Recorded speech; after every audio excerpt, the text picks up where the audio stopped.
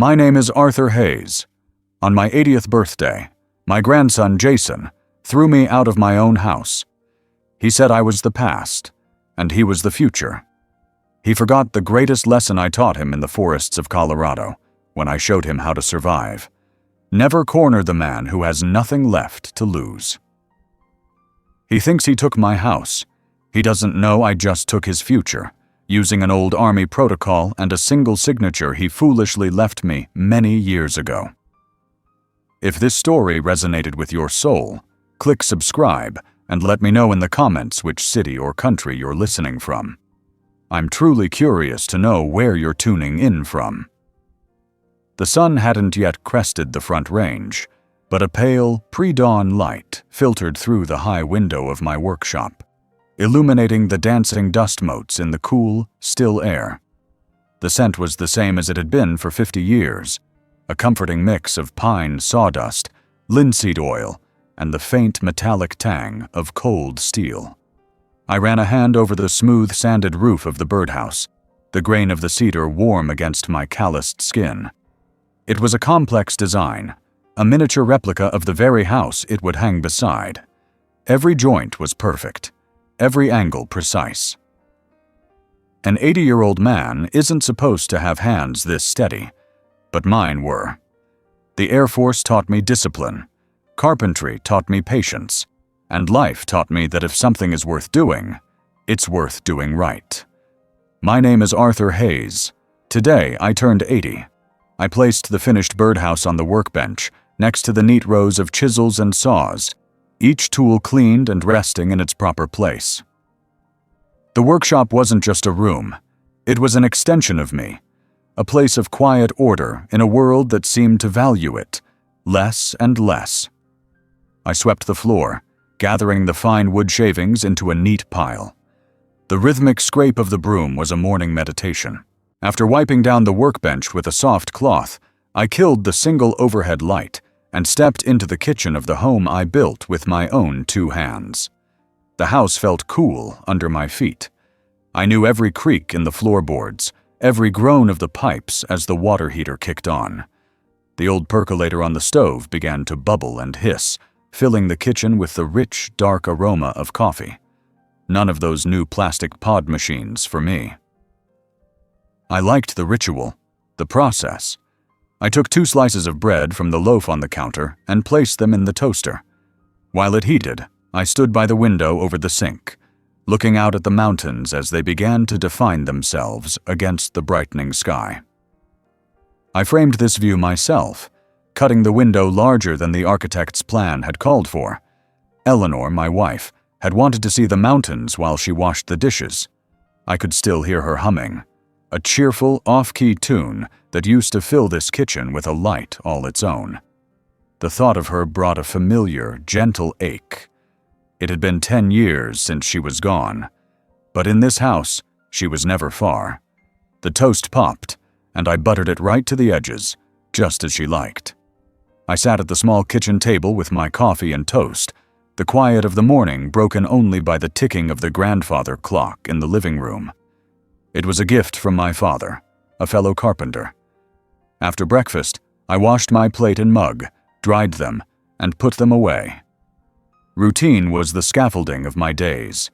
It held everything together. I walked through the living room, my fingers grazing the worn fabric of my armchair. On the mantelpiece, amidst a few other trinkets, was the photo. Eleanor and me, young, standing in front of this very plot of land before a single board had been laid. We were smiling, full of a future that had, for the most part, delivered on its promise. In my small study, I paused to look at the commendations on the wall, neatly framed. Letters of thanks from the Air Force for 20 years of teaching young men how to survive in the wild, how to make a shelter from nothing, how to find true north in the dark. It felt like another lifetime.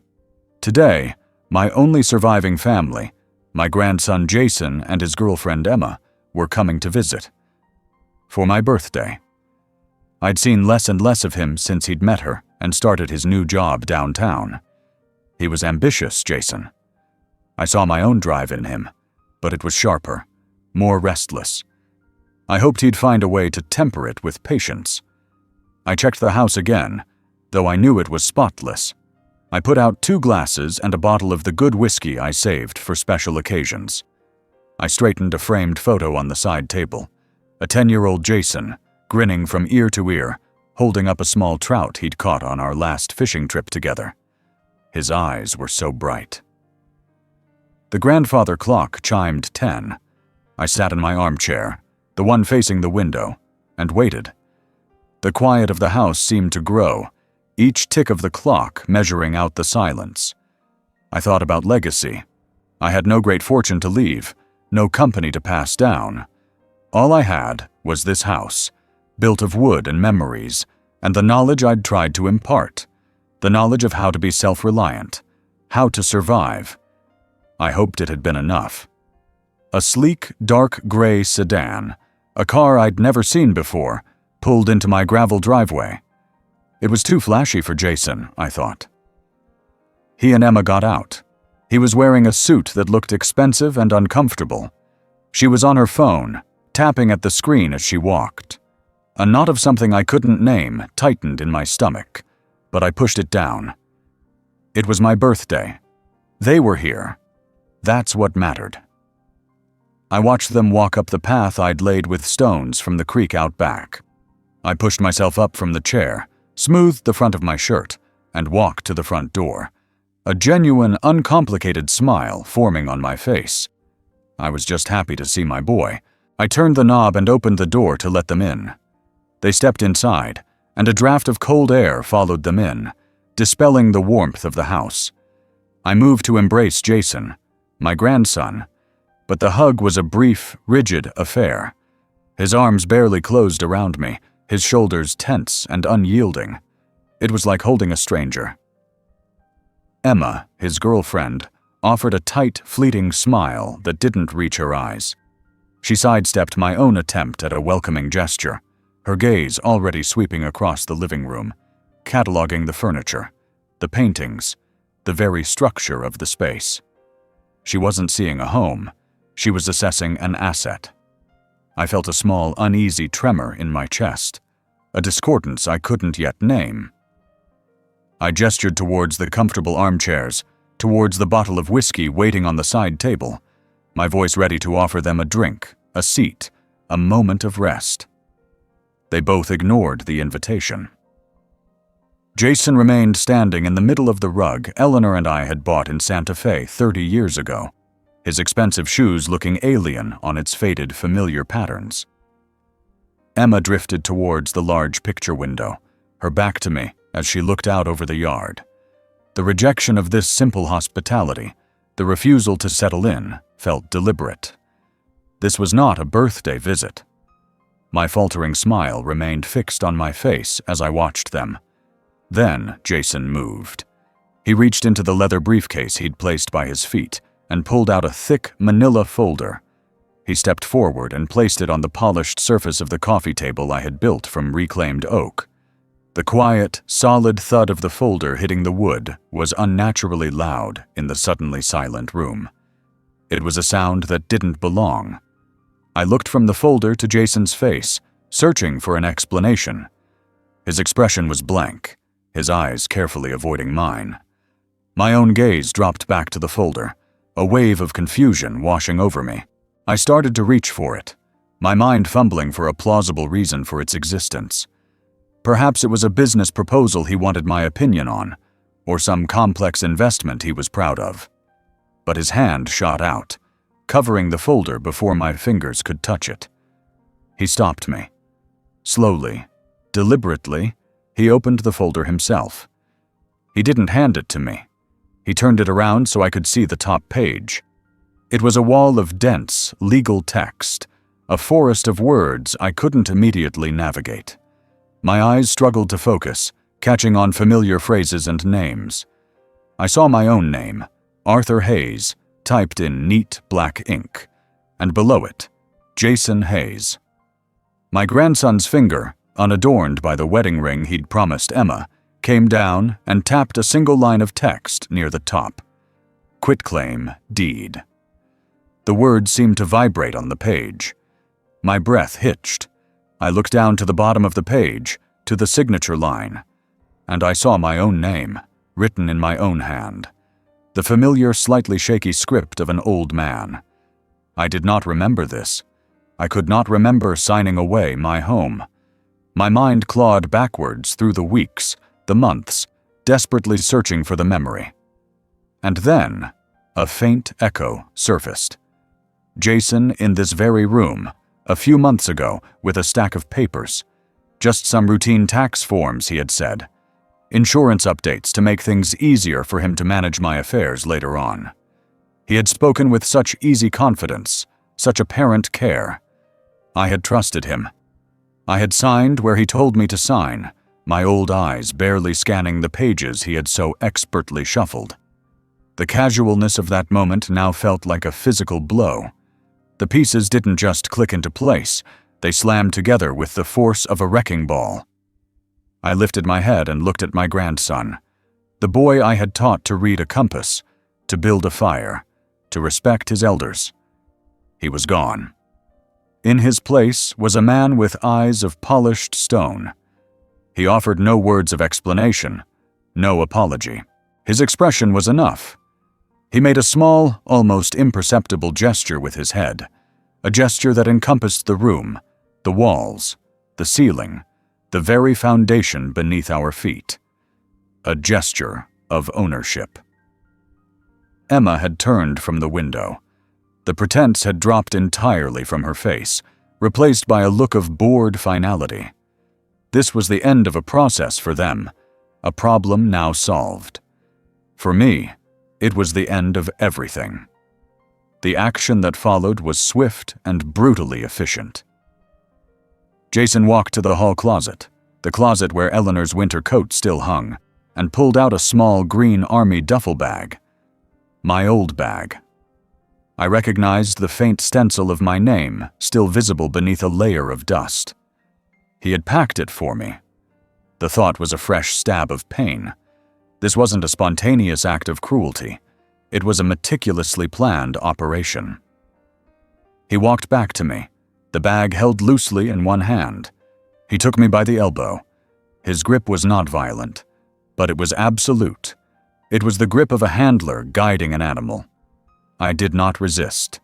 My body felt heavy, disconnected from my mind, which was still reeling in disbelief. He guided me out of the living room, through the short hallway, past the photos on the wall of my life, of his childhood. I was a ghost in my own home, being escorted out by my own blood. We reached the front door, the same door I had opened with such warmth and hope only minutes before. He released my arm and placed the duffel bag on the worn wooden porch next to my feet.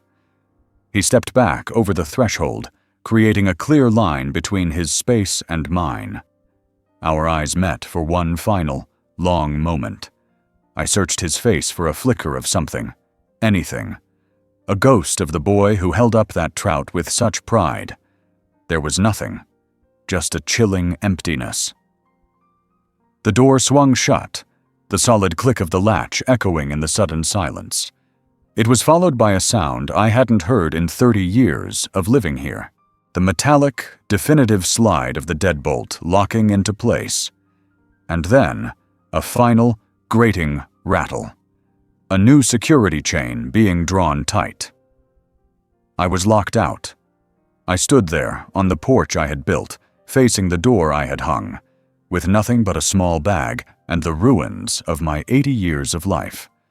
The drive was a blur of traffic lights bleeding into one another, of storefronts and street signs that registered as shapes without meaning. I didn't know where I was going, only that I was moving away from the epicenter of my life's collapse. My hands, usually so steady, trembled on the steering wheel of my old pickup truck. I ended up in a part of town I didn't recognize, a landscape of pawn shops and fast food chains huddled under the incessant buzz of neon. I pulled into the parking lot of a motel called the Starlight Inn. There were no stars visible, only the sickly orange glow of the city sky. The room smelled of stale cigarette smoke and bleach, a scent of transient despair. The bedspread was a faded, synthetic fabric with a pattern of burnt orange flowers, and a single dim lamp cast long, distorted shadows across the room. I dropped the duffel bag by the door and sank onto the edge of the mattress. The springs groaned in protest. I just sat there. For how long, I don't know. Time had lost its familiar rhythm, its steady, ticking pace.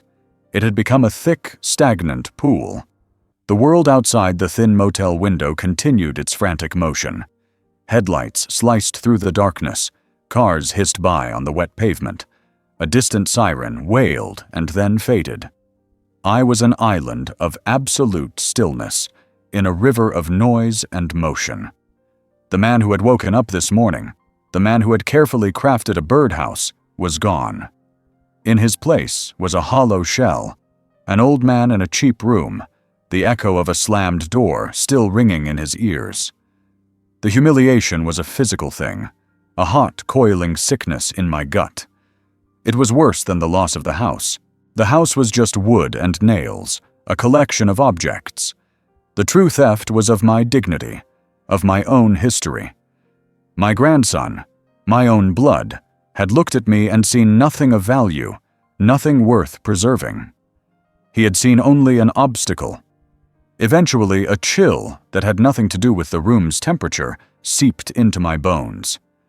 I got up and mechanically unzipped the green duffel bag. My things were jumbled inside, packed with a careless haste that was another small, sharp insult. A few shirts, a pair of trousers, my shaving kit. I pulled them out one by one. Each item was a ghost. This was the shirt I wore to Eleanor's funeral. These were the boots I had resold just last fall. At the very bottom of the bag, my fingers brushed against something hard and cool. I pulled it out. It was a small, heavy box made of dark walnut, a piece I'd crafted myself decades ago. I sat back down on the bed and opened it. Inside, nestled on a bed of worn velvet, were my old Air Force dog tags. They were cool and smooth against my thumb. The edges were worn, the stamped letters softened by time and wear. Arthur Hayes, my serial number, my blood type, a simple, stark summary of a man. I held them in my palm, and the weight of the metal seemed to anchor me, to pull me back from the gray, featureless void of my shock. I closed my eyes, and I wasn't in the motel room anymore. I was 22 years old, standing in a freezing river in the mountains of Washington State, the icy water a brutal shock to my system. I was part of a SEER training exercise: survival, evasion, resistance, and escape. Our instructor, a man with a face like carved granite, had taught us that survival wasn't about strength. It was about analysis. It was about controlling the one thing your enemy couldn't take from you: your mind. You assess your situation. You identify your resources, no matter how meager. You analyze your enemy's weaknesses, and you wait for the precise moment to act. Panic was a luxury. Despair was a death sentence. I opened my eyes. The motel room was the same. The humming air conditioner, the faint smell of decay. But I was different. The heartbroken old man was still there, a ghost crying silently in a corner of my soul. But another part of me was coming online. The instructor, the survivor, the man who knew how to find true north in the dark. The hot, chaotic rage began to cool, hardening into something dense and cold. It became a tool. I stood up and walked to the small desk by the window. I took the complimentary pen and the thin notepad with the Starlight Inn's logo at the top. I sat down and clicked the pen. I was no longer a victim adrift in his grief. I was an analyst beginning a mission. I drew a line down the middle of the first page. On one side, I wrote a single word: assets. My mind, which had felt like a storm-tossed sea, became calm and clear. I started to write. A small pension, my truck, a lifetime of experience and observation, a reputation for honesty that gave me credibility, and friends. Not many, but the ones I had were loyal, men forged in the same fires I was. I wrote down a name. Frank Kowalski. We'd served together. He'd gone on to become a private investigator, a man who knew how to find things people didn't want found. On the other side of the line, I wrote, enemy. Below it, I wrote their names, Jason, Emma. And then I began to list their weaknesses, just as I had been taught. Jason. Arrogance, impatience, a desperate need for the appearance of success, a careless approach to finances. Emma. Greed, social ambition, a reliance on Jason's success to fuel her own desires. Their bond was not love, it was a business partnership, and partnerships, I knew, could be broken. I looked at the page, at the neat columns of my new reality. The grief was still there, a heavy weight in my chest, but it was no longer the only thing. Now it had a companion, a plan, a cold, clear, and patient plan. I tore the page from the notepad, folded it carefully, and tucked it into my shirt pocket. I found my old sturdy flip phone at the bottom of the duffel bag. I powered it on, the small screen glowing to life. I scrolled through the short list of contacts until I found the one I needed.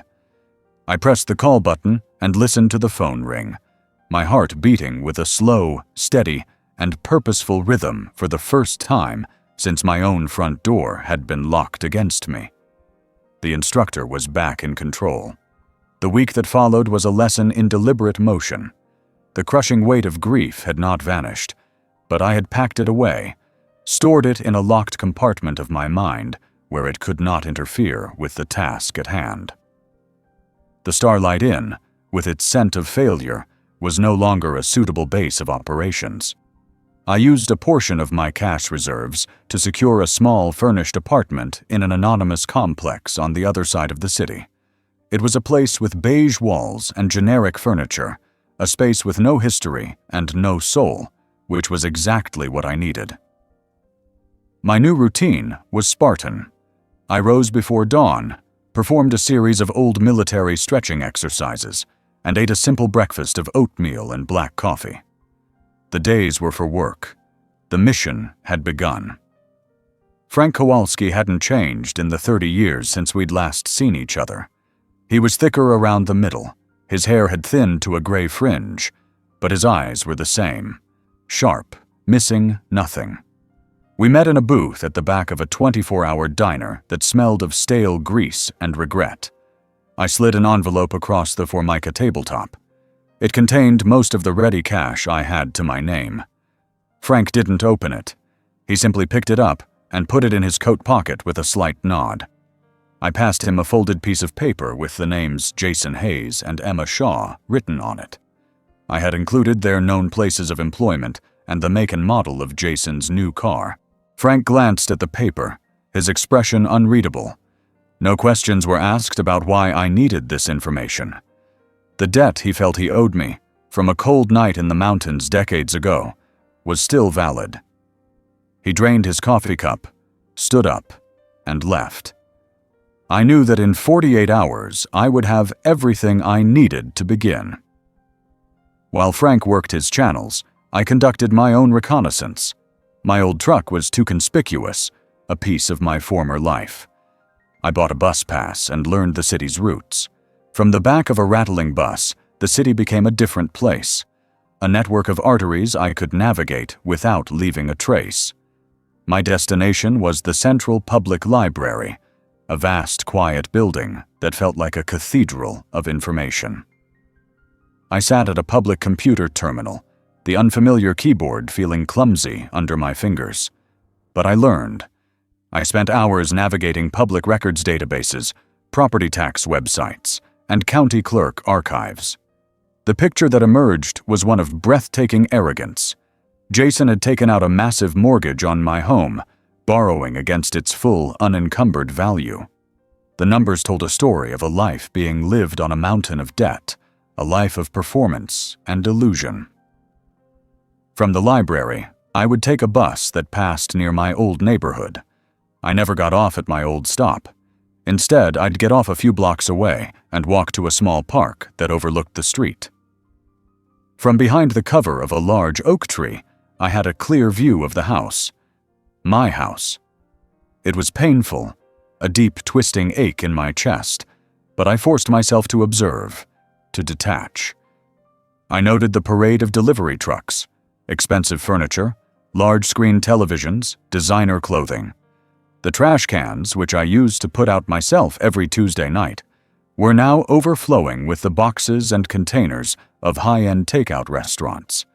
They weren't just living in my house, they were consuming it, fueling a lifestyle built on a foundation of lies and credit.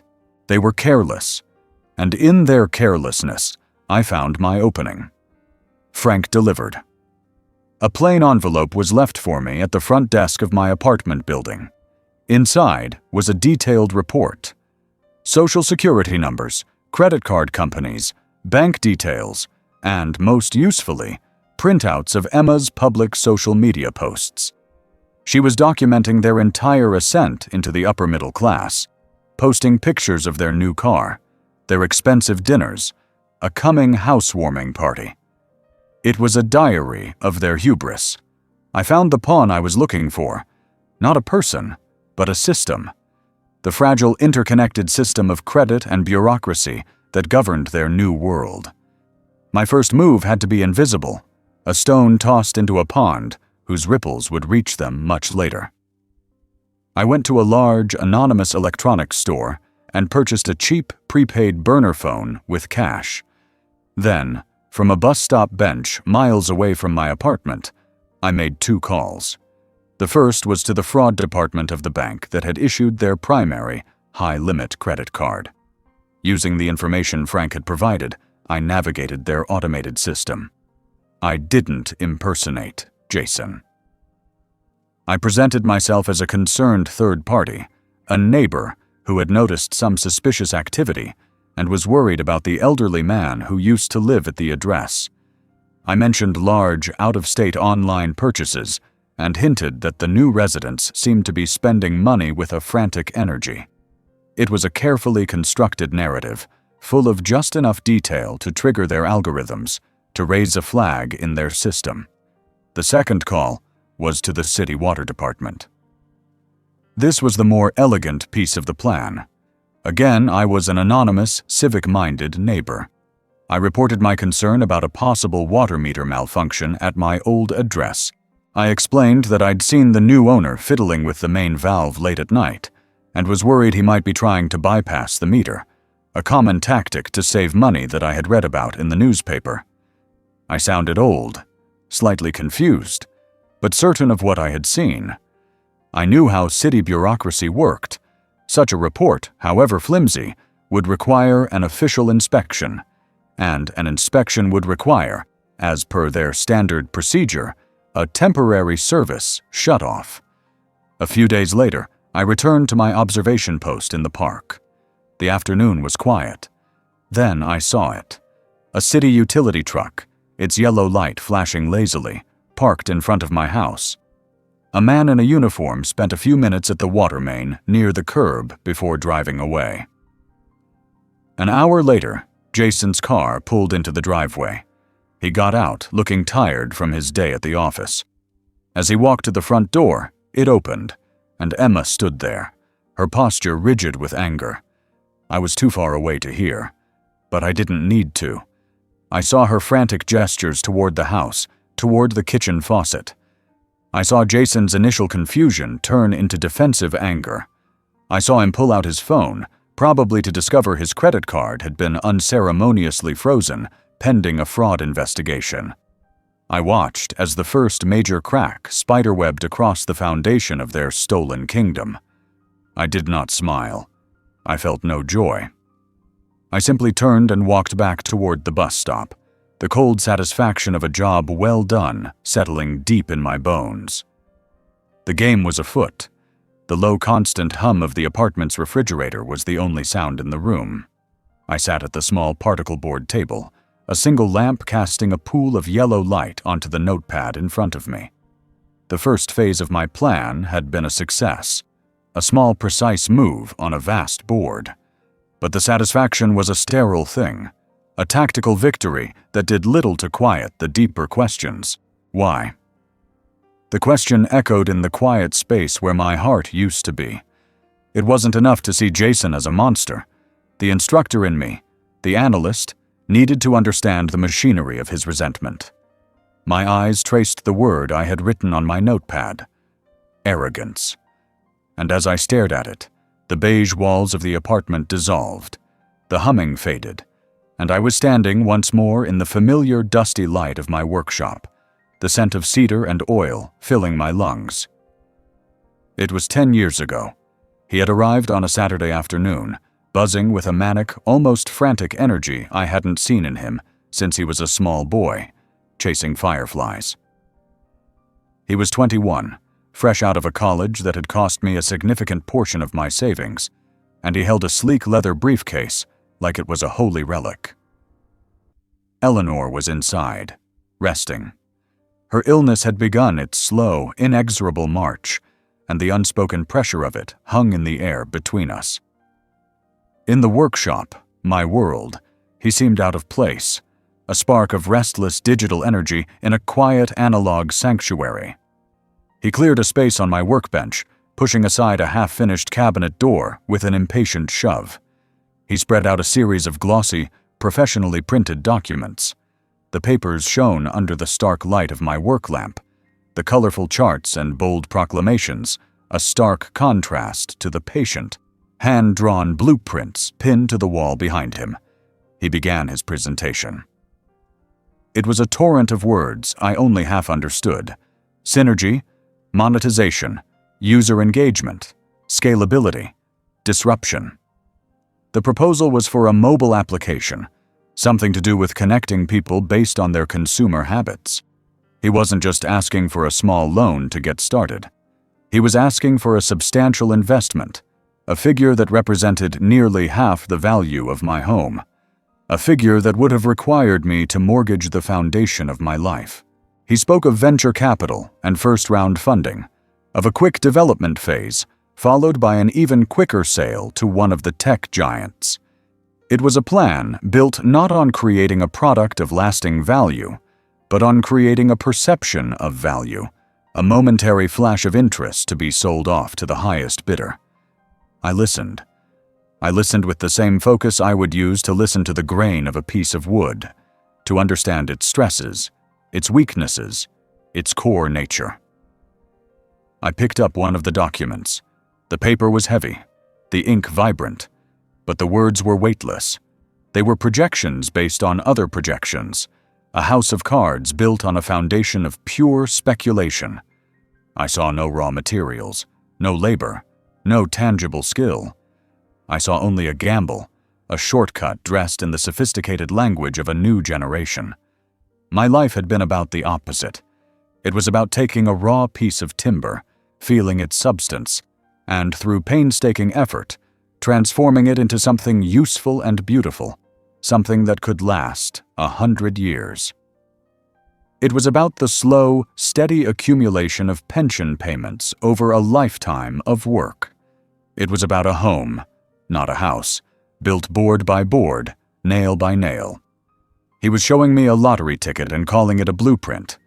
When he finished, he looked at me with those bright, expectant eyes, the same eyes that had looked up at me with such pride when he'd caught that little trout all those years ago.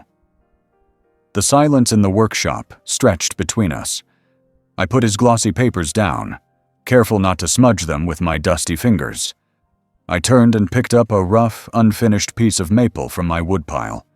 I ran my hand over its coarse surface. I didn't have the words he used, the slick vocabulary of his new world. So I tried to show him mine. I gestured with the wood, explaining without words the process of turning this raw, imperfect thing into the smooth, sturdy cabinet door he had so carelessly pushed aside. I tried to convey the beauty of the process, the dignity of the labor, the profound satisfaction of creating something real with your own hands. Then I made my counteroffer. I shook my head at the prospectus, a gentle but firm refusal. I would not give him the money to chase this ghost, but I would give him something more valuable. I offered him a place here, in my workshop. I would teach him my trade, the skills my own father had taught me. I offered to call a friend, a contractor who was always looking for strong young men, a job that would pay a fair wage, that would teach him how to build things that last. I was offering him a foundation, a starting point from which he could earn his own dream, a dream built on the solid ground of skill and hard work, not the shifting sands of speculation. I was offering him the only path to success I truly believed in. He did not see it that way. The eager light in his eyes flickered and died, replaced by a cold, flat disappointment that quickly hardened into something ugly. It was a look of deep and profound offense. In his world, my offer was not a gift of wisdom, it was a dismissal. I had not just refused his idea, I had belittled it. I had held up my dusty, archaic world of wood and nails as morally superior to his gleaming, fast-paced world of data and code. I had, in his eyes, called him a failure before he had even begun. He didn't argue. He simply gathered his glossy papers, his face a mask of quiet fury, and slid them back into his leather briefcase. The dream was packed away. He walked out of my workshop, out of my world, without looking back. I stood there for a long time, the rough piece of maple still in my hand, a profound and terrible sadness settling over me. I had tried to give my grandson a compass. He had only wanted a map to buried treasure. The memory faded, and the beige walls of the apartment returned. I looked down at the notepad. I understood now. The signature on that deed of betrayal was merely the final punctuation on a sentence that had been written 10 years ago. The initial disruptions were like tossing stones at a hornet's nest. I had successfully agitated the occupants, created stress and confusion. But a stressed enemy is a dangerous and unpredictable one. The next phase required a more delicate touch. It was time to turn the hornets against each other. Their partnership, I knew, was not forged in love or loyalty. It was a business merger, and the primary asset was my life's work. My objective was to poison that asset, to make them see each other not as partners, but as liabilities. Frank's report was my arsenal. It was a clinical, dispassionate summary of their lives, but between the lines of financial data and social media captures, I found the fault line I was looking for. A private investment account under Jason's name alone, an account Emma clearly knew nothing about. It had been funded by a series of transfers from the main checking account, small amounts skimmed from the large mortgage they had taken out. He was hedging his bets. He was hiding assets from his own partner. It was a seed of deceit just waiting for the right conditions to sprout.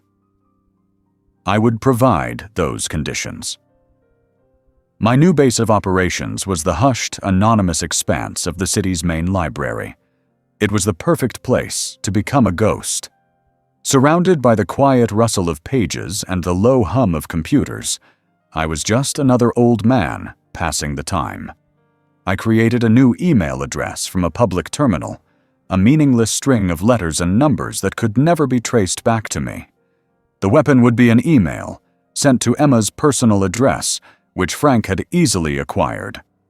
I composed the message with the care of a demolition expert setting a charge. The subject line was intentionally vague, designed to pique curiosity and suspicion. A question about partnership assets. The body of the email was a single, devastating sentence. It contained no accusations, only a piece of verifiable, poisonous information. Attached to the email was a single file, a screenshot, slightly blurry as if taken in haste, of a transaction summary for Jason's secret account. The image showed the most recent transfer of funds into the account, a significant sum. I hit send, and the message disappeared into the digital ether, a silent, invisible missile on its way to its target. But a single line of attack is a foolish risk. A good plan needs redundancy, a second front to increase pressure and confusion. Jason was my next target, but my approach for him would be different. He was arrogant, and his greatest fear was not losing money, but losing control, of being seen as a fool. I would not attack his wallet. I would attack his sense of security. From another library terminal, I accessed a printing service. I chose a single image from the digital file Frank had provided. It was a photograph, taken with a powerful telephoto lens, of Jason and Emma dining on the patio of an absurdly expensive restaurant a few nights prior. They were laughing, holding up glasses of champagne, the picture of success. I had the image printed on a simple piece of photo paper. I then used a public typewriter, a relic they kept in the history section, to type a single taunting line on a separate slip of paper. I placed the photo and the slip of paper into a plain envelope. I bought a stamp from a machine and mailed it from a public post box 6 blocks away. It was addressed to Jason, at the house. My house. The waiting was the hardest part. I had set my traps, and now I had to trust in the predictable failings of human nature. 2 days later, I returned to my observation post, the large oak tree in the park. I brought my old military binoculars, their optics still as sharp as the day they were issued. The afternoon was still and hot. I watched the house, a place so familiar it felt like a phantom limb, an ache of something that should have been there. Emma's white convertible pulled into the driveway first. She did not get out of the car immediately. Through my binoculars, I could see her silhouette, her head bent down, illuminated by the glow of her phone. She was reading my email. I watched her sit there for a full 10 minutes, motionless. The poison was taking effect. When she finally got out of the car, her movements were stiff, her face a mask of controlled fury. Jason arrived a short time later in his new, dark gray sedan. He got out, carrying his leather briefcase, the picture of the young, successful professional. He saw Emma standing by the front door, and his stride faltered. He must have seen the look on her face. The confrontation was immediate and explosive. I was too far to hear, but I didn't need to. I saw her hold up her phone, her finger stabbing at the screen. I saw Jason's initial dismissive wave, his attempt to placate her with a confident smile. I saw that smile vanish as she moved the phone closer to his face. His body language shifted instantly from confident to defensive. He took a step back, his hands raised as if to ward off a physical blow.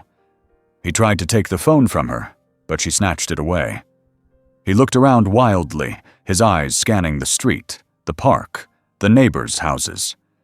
The letter with the photograph must have arrived. He was no longer just dealing with an angry girlfriend. He was dealing with an unknown, unseen enemy who was watching his every move. Their argument was a silent, violent pantomime. Her accusations were sharp, jabbing motions. His denials were frantic, sweeping gestures. The veneer of their perfect life was cracking right there on the front lawn. The fight moved inside, but the show was not over. Through the large picture window, I saw their silhouettes moving frantically. An object, perhaps a vase or a book, flew through the air and shattered against a wall. A door slammed so hard, I imagined I could feel the vibration from across the street. The united front they had presented to the world, and to me, was irrevocably broken. They were no longer a team. They were two suspicious, frightened individuals trapped in a house that was becoming their prison. I slowly lowered my binoculars, my breath steady, my hands still. There was no joy in what I saw, no thrill of victory. There was only the cold, grim satisfaction of a plan perfectly executed.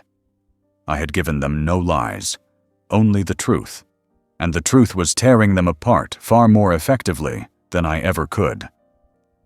I turned and walked away, leaving them to the darkness they had created. My war had become a thing of quiet routines. Days were spent in the silent stacks of the library, poring over public records, or in the anonymous quiet of my beige apartment, updating my notes, refining the next steps of my campaign. I was a ghost haunting the periphery of a life that was once my own, a strategist moving invisible pieces on a board only I could see. But the solitude, which at first had been a necessary shield, was beginning to feel like a cage. In my old life, there had been the simple, human connections of a neighborhood. A nod to the man who walked his dog every morning, a brief chat with the mail carrier, the wave of a child riding his bike. Here, in this transient complex, I was invisible, a numbered door in a long, identical hallway. The isolation was a key tactical advantage, but it was also a heavy burden to bear. I was entirely alone. I had established a new habit, a walk through a large, unremarkable park several miles from both my new apartment and my old home. It was a neutral ground, a place to think, to breathe air that didn't taste of recycled motel soap. I was sitting on a bench overlooking a small duck pond, watching the late afternoon sun dapple the water, when a familiar figure approached. It was Sarah, the young woman who had delivered my mail for the past 3 years. I recognized the blue uniform before I recognized her face. My first instinct was a surge of paranoia. Had they sent her? Was she part of some new, elaborate trap? I tensed, my body preparing for a confrontation, but as she drew closer, I saw the expression on her face. It was not hostile or deceptive. It was hesitant and full of a genuine, undisguised concern. She stopped a respectful distance from the bench. She was holding a single piece of mail, a slightly crumpled catalog addressed to me. She held it out, not as a demand, but as an offering, a reason to be there. She explained, through gestures and a few softly mouthed words that I could read on her lips, that some of my mail was still showing up on her route.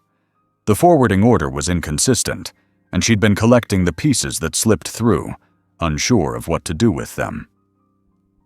She had seen my truck parked at my new apartment complex a few days ago while on a different route, and had made a note of the address, hoping she might run into me.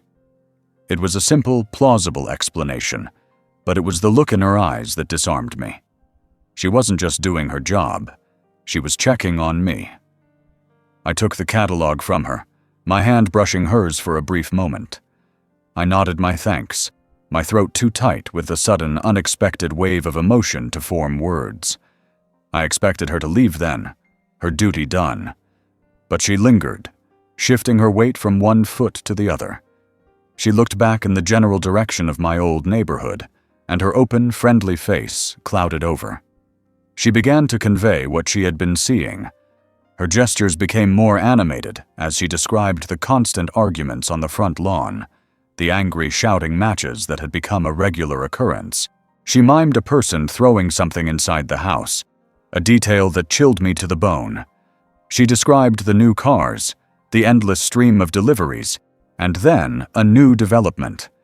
The appearance of official-looking couriers, men in suits with document folders who would leave angry, red-bordered notices taped to the door when no one would answer.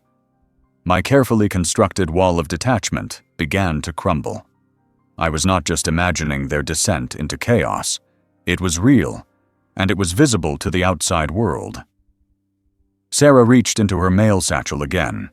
This time, she pulled out a different letter, its windowed envelope showing a menacing, bold-faced header from a collections agency. It was addressed to Emma. Sarah explained with a troubled expression that the letterbox was overflowing with junk mail and bills, and this one had fallen out onto the ground. She had picked it up and felt it was her duty to return it to me, the rightful resident in her mind, rather than leave it for them to find. It was a breach of protocol, a small act of rebellion and loyalty that spoke volumes. She placed the letter on the bench beside me. Then she made her offer. It was simple. She would continue to keep an eye out, to collect any mail that came to me. She could leave it for me in a secure place, a small gesture of help. She wasn't asking to be a part of my war. She was just a decent person offering a small kindness to an old man she felt had been wronged. I looked at her, this young woman with her straightforward gaze and simple sense of right and wrong, and I was faced with a choice. My every instinct, honed by decades of self-reliance and sharpened by recent betrayal, screamed at me to refuse, to keep her out of it, to protect her from the shrapnel of my collapsing world. To accept her help was to make her a target, to pull another human being into my solitary mission. But as I looked at the collections letter lying on the bench, a new weapon delivered by an unlikely hand, I also recognized the profound tactical advantage of having eyes and ears on the ground. And more than that, I felt the immense, crushing weight of my own solitude. For weeks, I had been an island. Her simple offer was a bridge. It was a reminder that decency had not vanished from the world entirely. I wrestled with the decision for a long moment, the silence stretching between us. Finally, I looked at her and gave a single, slow nod of acceptance. A wave of relief washed over her face. I took the letter from the bench, my mind already processing this new piece of intelligence, this new crack in my enemy's armor. Sarah gave me a small, encouraging smile, then turned and continued on her route, leaving me on the bench. I was still alone, but for the first time in a long time, I did not feel entirely abandoned. I had an ally, and that changed everything. The time for skirmishes was over. The small harassing actions had served their purpose.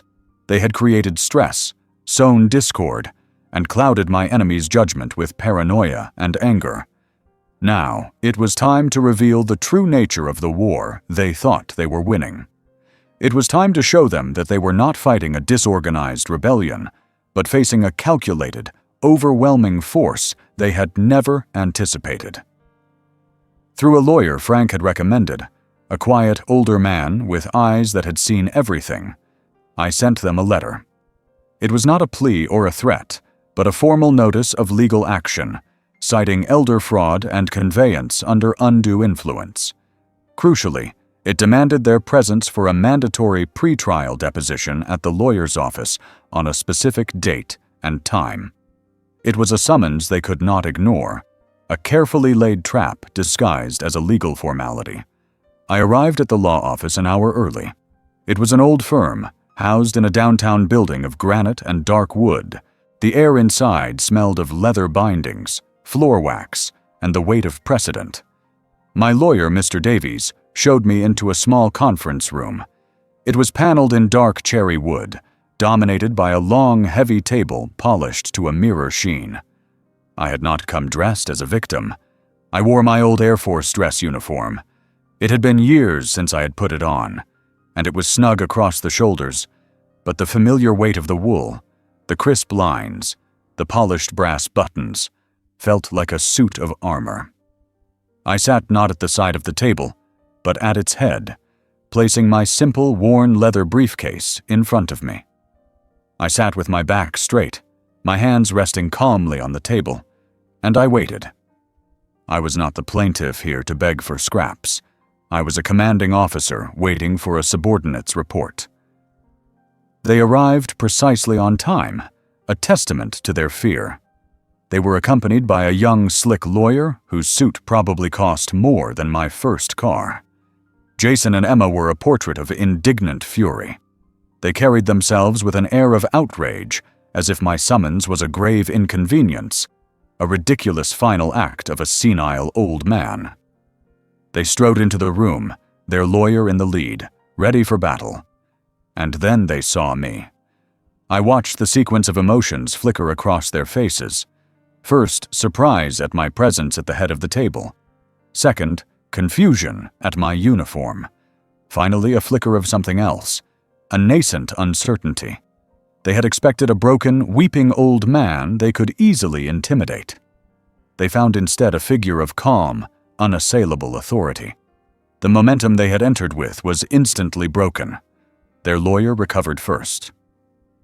He launched into a prepared speech, his voice loud and confident in the quiet room. He spoke of the validity of the signed deed, of my clear and willing consent. He dismissed my claims as baseless, a pathetic attempt at extortion. He threatened countersuits, sanctions, and all manner of legal damnation. I remained silent. I let him talk. I did not look at him. I looked at my grandson. I watched Jason's feigned confidence, the way he nodded along with his lawyer's bluster, but also the way his knuckles were white where he gripped his briefcase. I watched Emma, who sat beside him, her face a mask of cold contempt, but her eyes darting nervously between her lawyer and me. I let them exhaust their ammunition against a wall of pure silence. When the young lawyer finally ran out of steam, a quiet pall fell over the room. He looked at me, expecting a response, an argument, a defense. I offered none. My own lawyer, Mr. Davies, remained perfectly still beside me, a silent partner in this piece of theater. Slowly, with a deliberation that seemed to absorb all the sound in the room, I reached forward and unlatched my old leather briefcase. The two quiet clicks of the locks were like gunshots in the stillness. I did not pull out a thick file of evidence or a list of grievances. I reached in and took out a single piece of paper. It was folded into a small, neat square. The paper itself yellowed and softened with age. The creases worn so deep they were nearly transparent. It looked impossibly fragile and ancient in the modern sterile room. I did not give it to the lawyers. I did not make a speech. I simply placed my fingers on it and slid it across the vast, polished expanse of the table. It glided silently, a pale ghost on a dark sea, until it came to a stop directly in front of Jason. He stared at it as if it were a live scorpion. Their lawyer, annoyed at this breach of protocol, started to reach for it, but Jason's hand shot out and clamped down on the paper, his eyes still locked on me. Hesitantly, he unfolded it. His eyes scanned the first few lines of the faded, handwritten ink. The change was instantaneous and total. All the color drained from his face. The arrogant, indignant man who had walked into the room vanished, replaced by a terrified boy. His mouth fell slightly open, a sheen of sweat breaking out on his forehead. It was a look of pure, gut-wrenching recognition. This was not a document he needed a lawyer to interpret. This was a truth he knew in his bones. Emma, seeing the look on his face, leaned over, her own expression a mixture of confusion and annoyance. She read the paper over his shoulder. Her reaction was different. Her fear was mixed with a dawning, venomous rage. Her eyes darted from the paper to Jason's pale face and back again. The betrayal she read on that page was not mine, but his. The foundation of their partnership, the great secret he had held over me, was a secret he had also kept from her. The young lawyer was utterly lost, looking back and forth between his terrified clients and the inscrutable old man in the military uniform. The balance of power in the room had not just shifted, it had been completely inverted. I had fired no shots, raised no voice. I had simply laid a single 50-year-old truth on the table, and it had destroyed them. I rose slowly to my feet. My part in this was done. I gave Jason and Emma one last, long look, a look that held no anger, no pity, only the cold, hard finality of a judgment rendered. I picked up my briefcase, gave a curt nod to Mr. Davies, and turned. I walked out of the conference room without looking back, leaving them in the silent, wood-paneled room with the ghost that had just risen between them. As I walked down the long, quiet hallway, my back was straight, and my step was steady. The war was not over, but the decisive battle had just been won. I sat in the quiet of my new, barren apartment, the silence a stark contrast to the storm I had just unleashed in that conference room. The victory felt hollow, a tactical success that brought no peace. On the table in front of me lay a photocopy of the document I had left with them. The original, the true artifact of my power over them, was now in Jason's trembling hands, a piece of poison I had forced him to swallow. I picked up the copy. The faded handwriting, the familiar signature of my son, was a ghost from a past I had tried to bury. Looking at it, the beige walls around me dissolved, the scent of the city faded, and I was pulled back across a quarter of a century to the night that secret was born. The night my world broke for the first time. It was a Tuesday in late October, nearly 30 years ago. A ferocious storm was hammering against the house, the wind howling like a wounded animal and the rain coming down in blinding sheets. Eleanor was asleep upstairs. I was in my armchair, a book open on my lap, listening to the symphony of the storm against the home I had built to withstand it.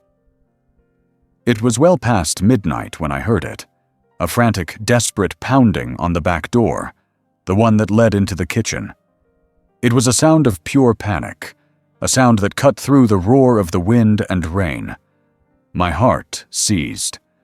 No one ever came to the back door, especially not in a storm like this. I moved quickly, my mind racing through a dozen terrible possibilities. I opened the door, and my son David fell inside. He was not the confident, happy man I knew, the young father to a little boy named Jason. He was a ghost, drenched to the bone, his clothes torn and smeared with mud. His face was a mask of stark terror, his eyes wide and unfocused. He stumbled to the center of the kitchen, dripping water onto the linoleum floor Eleanor always kept so clean, and collapsed onto a chair at the table. He was shaking, a deep, uncontrollable tremor that racked his entire body. I shut the door against the raging storm and went to him. I put a hand on his shoulder, and it felt like touching a block of ice. I went through the motions of a caregiver, my actions automatic, while my mind tried to make sense of the horror in front of me. I put a kettle on the stove, wrapped a thick, dry towel around his shoulders. He didn't seem to notice. His gaze was fixed on the kitchen window, on the driveway beyond, where his car was parked at a strange, crooked angle. I looked out and saw it. The front of the car was a mess of shattered plastic and twisted metal. One of the headlights was completely gone, leaving a dark, gaping socket. A long, deep scratch ran the length of the passenger side, a wound of scraped paint and bare metal. It was the wound of a violent, glancing impact. My mind, the mind of an analyst, began to assemble the pieces. The late hour, the storm, the panic, the damaged car. My son, unable to speak, began to make a series of broken, frantic gestures. He mimed driving, his hands gripping an invisible steering wheel. He flinched, his body jerking violently to the side as if reliving an impact. And then, the gesture that damned him.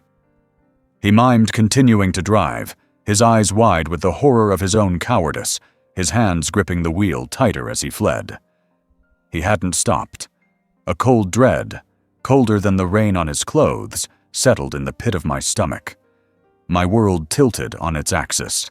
My son, my David, the boy I had raised to be an honorable man, had committed an act of profound and unforgivable cowardice. 1,000 questions screamed in my mind, but my first duty was to my code, the law, honor, responsibility. The path was clear. He had to turn himself in. He had to face the consequences of his actions, whatever they were. It was the only way to salvage a piece of his soul from the wreckage. But then I looked at his face. I saw the utter, complete collapse of his spirit. I saw the young boy who had scraped his knee and come running to me in tears. And I saw the future, his wife, his career, his young son Jason, all of it consumed in the fire of this single terrible mistake. My code and my heart were at war. The decision I made in that moment was a betrayal of everything I thought I stood for. I chose my son. I sacrificed a piece of my own rigid honor on the altar of my love for him. But I knew it couldn't be a simple pardon. A crime without consequence, a sin without penance, would only fester and destroy him from the inside. He had to be saved, but he also had to be bound. Bound to the memory of his own failure, as a constant reminder of the man he must strive to be. I took control. My movements became sharp, precise. I pulled on my boots and a heavy coat and went out into the raging storm. I drove his damaged car into my workshop and pulled the heavy doors shut, hiding it from the world. I returned to the house, dripping water just as he had been. I sat down at the kitchen table directly opposite him. His shaking had subsided, replaced by a resigned, hollowed-out despair. I pulled a sheet of plain paper from a drawer and took out my good fountain pen. I pushed them across the table towards him. I instructed him, my own voice sounding distant and cold in the quiet kitchen. He would write. He would write down everything, every last detail of the night. The road he was on, the rain, the loss of control, the sickening thud of the impact, the flash of a person on a bicycle, the unforgivable, horrifying decision to hit the accelerator and flee into the darkness. He wrote, his hand trembling so badly the words were a barely legible scrawl. When he was done, a full and complete confession, I took the paper from him. I added a final paragraph myself. I wrote that this confession was freely given to his father, to be held in trust, its existence a guarantee of a life of penance, of good deeds, of honor, from that moment forward. I wrote that its disposition was at my sole and absolute discretion. It was a chain, a leash, a permanent and unbreakable bond of his shame that I would hold for the rest of his life. He read my addition, and then, with a look of utter surrender, he signed his name. The memory faded. I was back in the apartment, the photocopy cool beneath my fingers. The secret I had kept for so long, a shield to protect my son and his family, had now become the sword I was forced to wield against his own. The weight of that night settled back upon me, as heavy as it had ever been. An entire week passed in silence. I let the document I had left with them do its work. Fear, I knew from my training, was a corrosive agent. It eats away at certainty, dissolves partnerships, and turns nights into long, sleepless inquisitions. I gave them 7 nights to live with the ghost I had resurrected, to let the terror of exposure seep into the foundation of their stolen lives. I imagined the hushed, frantic arguments, the sleepless tossing and turning in the master bedroom that was once mine and Eleanor's, the constant gnawing question of when and how I would strike next. I did not need to harass them further. Their own guilt, now given a tangible form on a yellowed piece of paper, was a more effective tormentor than I could ever be. I gave them time to truly understand their predicament before I offered them a final way out. The summons this time was not a formal letter from a lawyer. It was a single anonymous text message sent from my burner phone to Jason's number. It contained only a place and a time.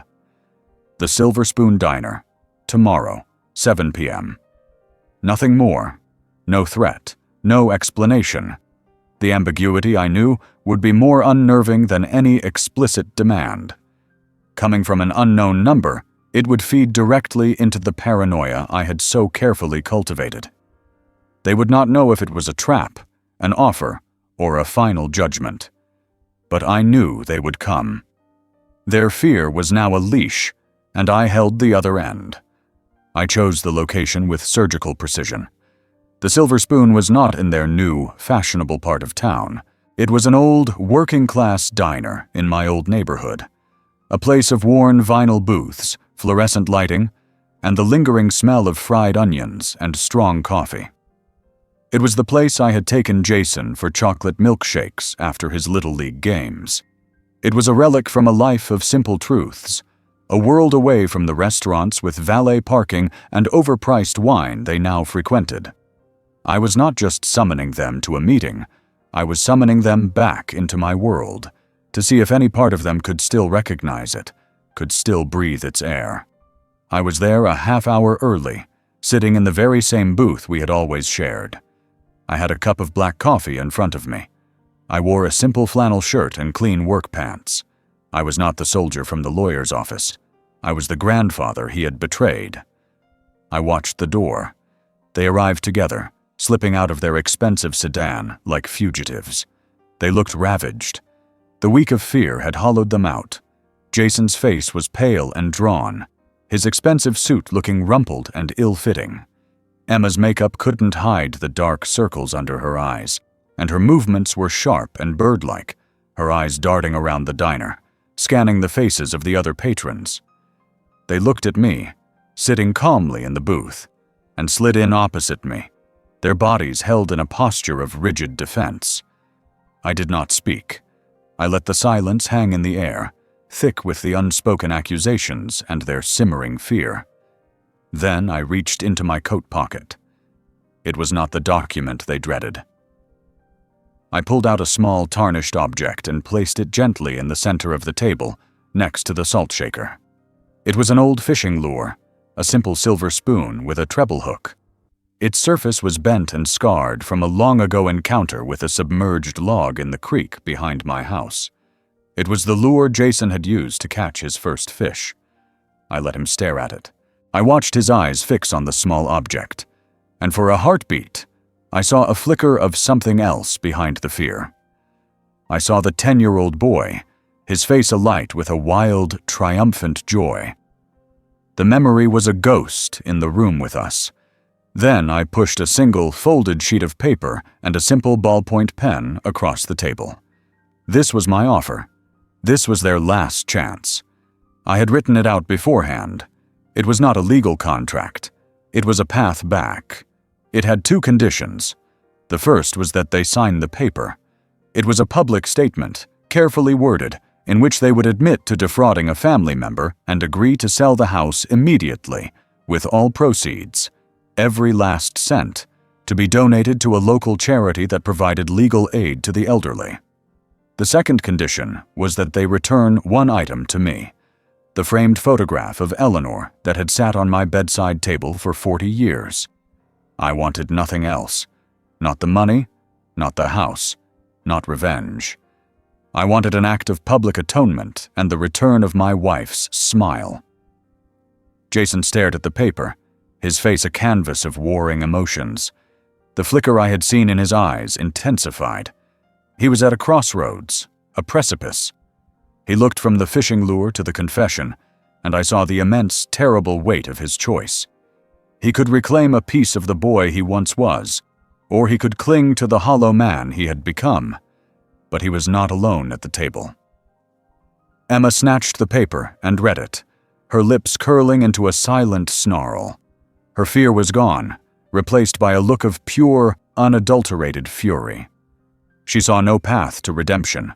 She saw only the total annihilation of her new, luxurious life. She saw the loss of the house, the money, the status. She crumpled the paper slightly in her fist. Her sharp, contemptuous glance at Jason was a command. And in that moment, the battle for his soul was lost. The light in Jason's eyes died. The 10-year-old boy vanished forever, replaced by the cold, desperate man who had locked me out of my own home. His face hardened into a mask of renewed defiance. He picked up the old fishing lure from the table. For a moment, I thought he might keep it. Instead, he pushed it back across the table to me. The gesture was a final, definitive rejection. He had made his choice. He chose the lie. He chose the money. He chose her. They stood up together, their shared contempt for me a new, stronger bond between them. They looked down at me with a kind of triumphant pity, as if my offer of mercy had been a pathetic sign of weakness. They turned and walked out of the diner, leaving the crumpled confession and the smell of their expensive perfume lingering in the air. I did not watch them go. I calmly picked up the old lure and slid it back into my pocket. The bridge I had offered them had been burned. All that remained now was the cold, hard certainty of the fall. Their rejection of my offer was not an act of defiance. It was a final, signed confession of their character. They had been weighed, they had been measured, and they had been found wanting. There was no more room for mercy. All that remained was the execution of the sentence. The date and time had been provided by Emma herself, a gift of her own vanity. Her social media had, for weeks, been a running commentary on the preparations for their grand housewarming party. It was to be their coronation, the public unveiling of their new status, a celebration of the life they had stolen. It would, instead, serve as the perfect stage for their downfall. On the evening of the party, I did not feel anger or hatred. I felt a profound and solemn calm, the quiet resolve of a man about to do a necessary, unpleasant, but ultimately just piece of work. I dressed not in a uniform or a suit, but in my own clothes, a clean pair of work pants, a flannel shirt, and my sturdy leather boots. This was not a performance. I would face them as the man I had always been. I waited. I let them have the first 2 hours of their party.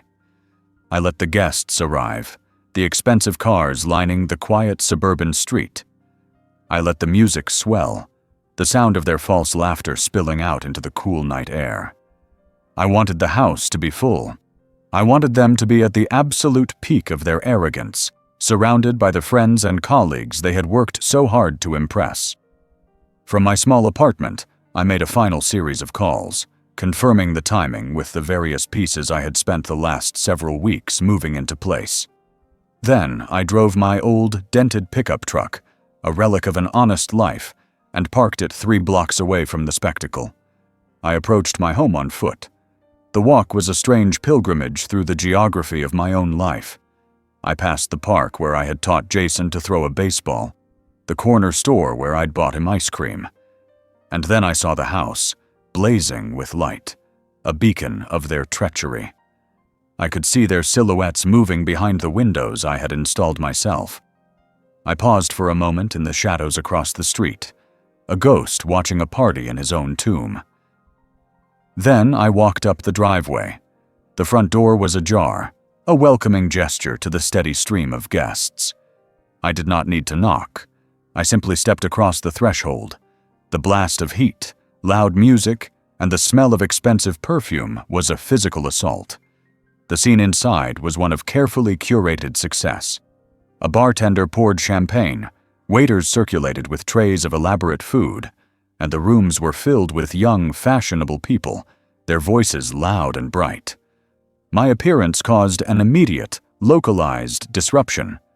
I was an anomaly, an old man in work clothes in a sea of cocktail dresses and tailored suits. A space cleared around me as people instinctively moved away. The music seemed to dip in volume. Conversations faltered. And then, across the crowded room, he saw me, Jason. He was holding a glass of champagne, a confident smile on his face as he held court with a small group of admirers. The smile evaporated. The glass tilted in his hand, champagne sloshing over the side. His face, which had been flushed with success, turned the color of ash. Emma, standing beside him, followed his gaze. Her look of triumph curdled into one of pure, venomous shock. They moved toward me as one, their expressions a mixture of fury and panic. Their intent was clear: to intercept me, to remove me, to hustle the embarrassing old ghost out of their perfect party before he could make a scene. But I had no intention of making a scene.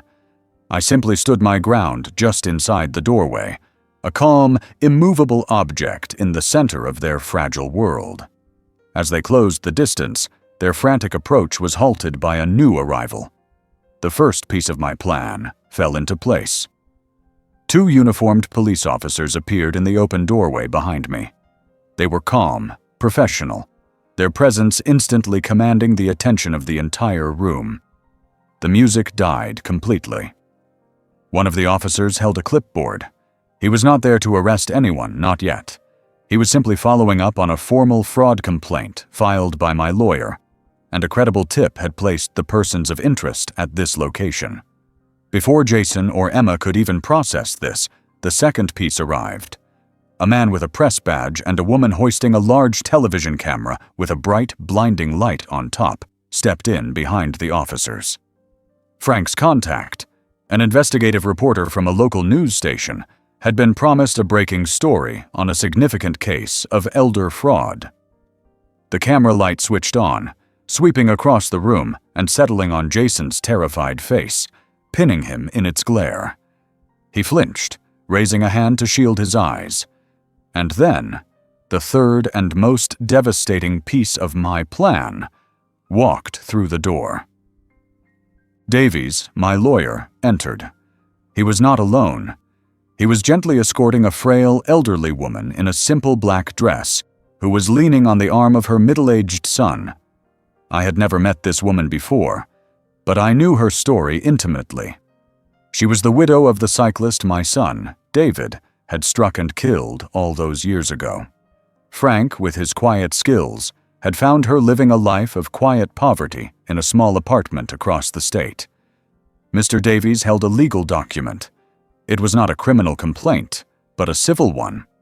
A wrongful death lawsuit against the estate of David Hayes, an estate whose primary asset was this very house. A lawsuit made possible by the irrefutable evidence of the confession I now possessed. Jason looked at the old woman, at her son's hardened, grieving face, and whatever strength he had left seemed to crumble. The final piece then arrived. A man in a sharp, conservative suit from the bank's corporate fraud division. Alerted by the official police inquiry and the civil suit that now placed a massive lien on the property, he was here to serve Jason with a notice. The mortgage, a loan of several $100,000 that had been secured using a fraudulently obtained title, was being immediately frozen and recalled pending a full investigation. It was a complete, systemic collapse. Law enforcement, the media, the past, the future, all of it had arrived at his door in the space of 3 minutes. Emma took in the scene. The police, the camera, the banker, the quiet dignity of the widow. And she understood. The money was gone. The status was gone. She looked at Jason's pathetic, crumbling form, not with sympathy, but with pure contempt. She turned, and without a word, pushed her way through the stunned, silent crowd of guests and walked out the door, abandoning him in the wreckage. I had remained silent through it all. I was the catalyst, the quiet hand that had simply pushed the first domino. My work was done. While all eyes were on the shell of my grandson, I turned my back on the drama. I walked through the silent party guests, who parted from me as if I were a specter. I went to the mantelpiece, the one I had built with my own hands. I picked up the old silver-framed photograph of Eleanor. I held it for a moment, her smiling face a beacon of a better time. Then, without a backward glance, I walked out of the house, past the police officers taking statements, past the news camera broadcasting my grandson's humiliation to the entire city. I walked down the stone path, got into my old truck, and drove away into the quiet of the night, leaving the chaos and the noise far behind me. Checkmate. The storm had passed. The final explosive confrontation had faded, leaving behind a silence that was heavier and more profound than the chaos that had preceded it. In the weeks that followed, I did not return to the house. The war was over, my objective had been achieved, and now began the long, quiet process of damage assessment. I was no longer a combatant. I was a spectator to the ruins, watching from the distant safe harbor of my anonymous apartment. My days fell into a new, quiet rhythm, punctuated by trips to the library, not for research, but to read the local newspaper, to follow the faint public echoes of the private devastation I had wrought. I was a ghost at the Feast of Consequences, observing the aftermath of a battle I had won, but from which no one had emerged unscathed. The story broke in the local news a few days after the party. It was a small article at first, a brief mention of a police presence at a suburban home, a hint of a high-value fraud case. But the seed, once planted, began to grow. The reporter Frank had contacted was tenacious. She dug into the public records, uncovering the civil suit filed by the widow, the bank's legal actions, and the history of the property transfer. The story evolved from a footnote into a multi-part series on elder fraud, I would sit at a long table in the library's reading room and watch the story unfold on the local news station's website. I saw blurred, unflattering photos of Jason, his face a mask of fear and confusion, taken as he left a preliminary court hearing.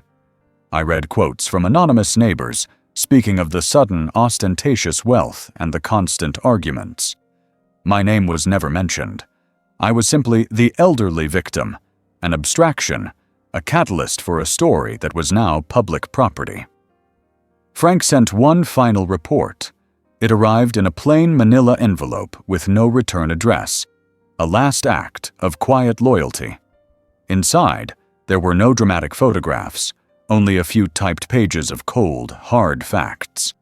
It was a clinical summary of a life's complete and total implosion. Jason's employment had been terminated the day after the first news story ran, his company citing a morals clause in his contract. The bank had not only recalled the mortgage, but had also initiated legal proceedings to reclaim every cent he had borrowed, a sum he could never hope to repay. His assets were frozen, his accounts locked.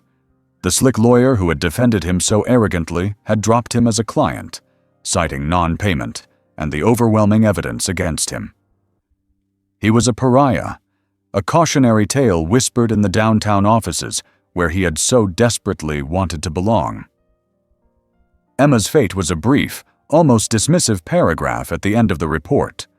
As I had suspected, she had vanished. She had left town the day after the party, her social media accounts deleted, her phone disconnected. Frank's sources traced a credit card transaction to a bus ticket to a city 1,000 miles away. She had simply detached herself from her failing host and moved on, a creature of pure, transactional survival. She had taken nothing with her that tied her to Jason, disappearing from his life as quickly and completely as she had entered it. Her name was a footnote in his ruin. The fate of the house came to me in a small handwritten note from Sarah, the mail carrier. She had tucked it into a bundle of my forwarded mail. She wrote that a large, industrial-looking sign had been hammered into the front lawn. It was a bank foreclosure notice. The house was now property of the bank, entangled in a web of lawsuits that would take years to unravel. She wrote that the lawn, which I had so meticulously cared for, was overgrown with weeds. The windows were dark and empty. Junk mail, she noted with a touch of professional irony, was piling up on the porch, a silent testament to the abandoned life within. The home I had built, the vessel of my life's memories, was now just a distressed asset on a bank's ledger, a hollow monument to my family's implosion. One afternoon, driven by an impulse I didn't fully understand, I got in my truck and drove. I followed the address from Frank's report, a location in a part of the city I had only ever passed through on the highway. It was a landscape of pawn shops, crumbling apartment buildings, and chain-link fences. I found the building, a 3-story brick structure with graffiti on the walls and overflowing dumpsters out back. I parked across the street and waited. I did not have to wait long. I saw him. Jason. He got off a city bus, his shoulders stooped, his gait shuffling and uncertain. The expensive suit was gone, replaced by cheap, ill-fitting jeans and a thin jacket that did nothing to ward off the autumn chill. He looked gaunt, haunted. He did not look up as he walked, his eyes fixed on the cracked pavement in front of him. He fumbled for a key and disappeared into the building's dark entryway. I felt no surge of triumph, no satisfaction of vengeance served. I only felt a profound, aching sadness. I saw not the man who had betrayed me, but the ghost of the boy I had failed, the ruin of a life that could have been something more. I had won. I had stripped him of everything, and in doing so, I had lost the last, lingering remnant of my own grandson. I started the engine of my truck and drove away, leaving him to the ruins he had chosen. The file was now, finally, closed. The city is a memory now, a distant haze of noise and concrete that I sometimes see in my mind when the wind is just right. It has been a full year since the foundations of my life were destroyed, and a full year since I methodically tore down the hollow structure my grandson built upon the ruins. The war is long over. I live now in a small rented cabin nestled deep in the mountains, the same mountains I used to watch from my kitchen window.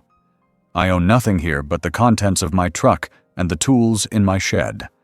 I have no deed, no title, no legacy to leave. And for the first time in my life, I feel truly free. My days are governed by the sun and the seasons, not by the clock.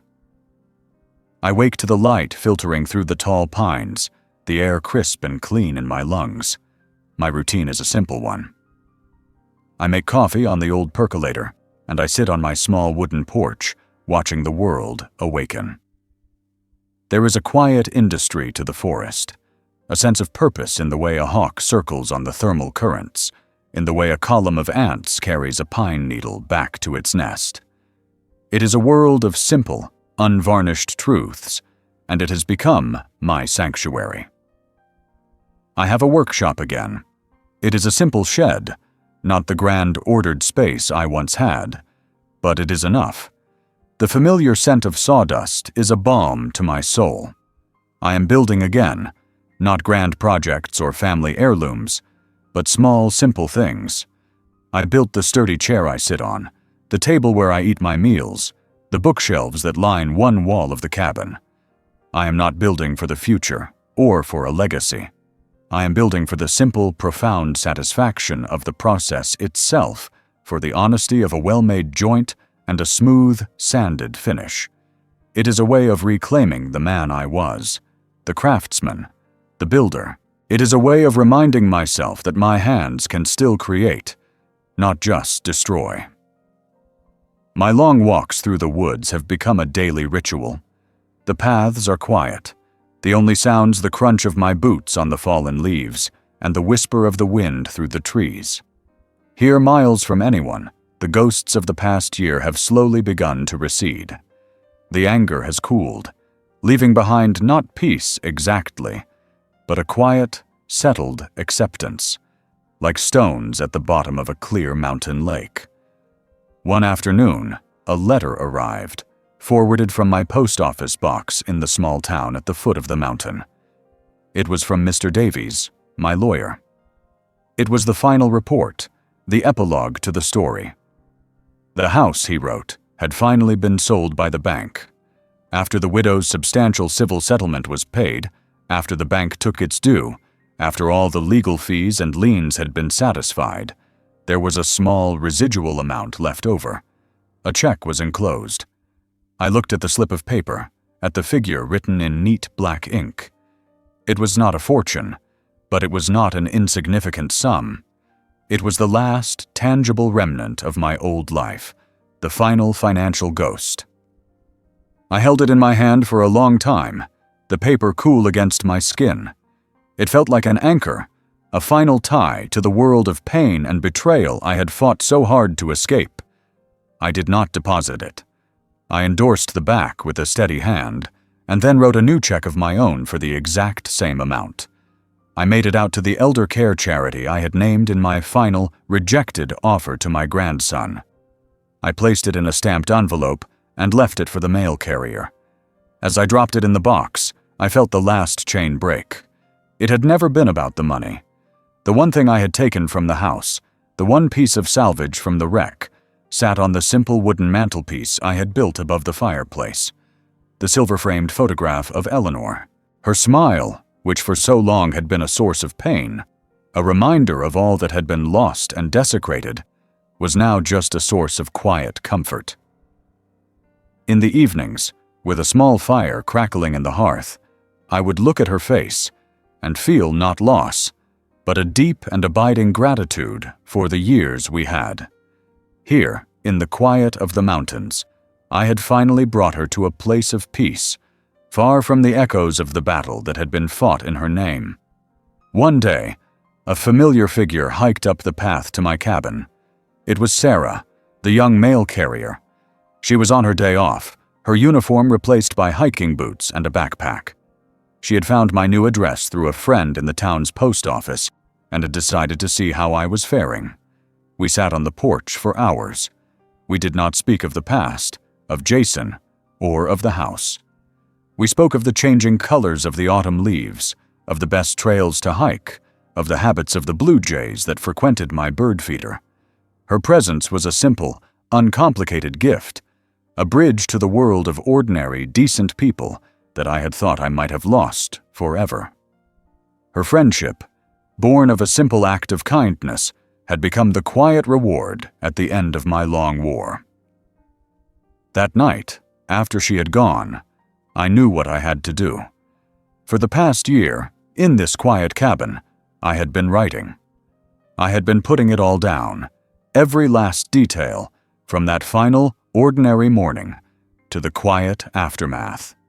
I had been writing my confession, my testimony, the story that you have just read. I took the thick bound notebook from the desk. I sat by the fire and read the final pages, the story of this cabin, of this quiet life, of this nascent freedom. The story was complete. I had faced the memories, I had put them in order, and I had given them a final, silent voice. I did not need to carry them anymore.